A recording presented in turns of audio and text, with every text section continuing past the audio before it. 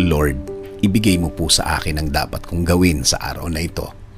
Lord, thank you for this day. Thank you for another day. Alam ko na marami na namang opportunity ang darating sa araw na ito.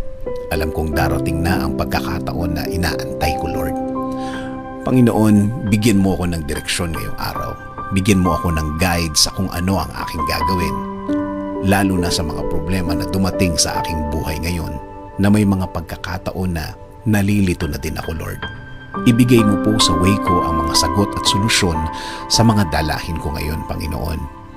Ilayo mo po ako sa mga pagkakataon at mga tao na naglalayo sa akin sa sagot ninyo sa aking mga problema, Lord. Ilagay niyo po ang mga tamang impluensya sa aking araw-araw, Lord.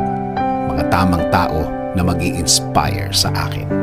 Mas magbibigay ng mga paliwanag tungkol po sa buhay at lalong-lalo na sa inyong presensya at pagmamahal. Ilayo niyo po ako sa mga maling tao na ito dahil minsan nakakadagdag po sila sa aking problemang kinakaharap. Ilayo niyo rin po ako sa mga pangyayari na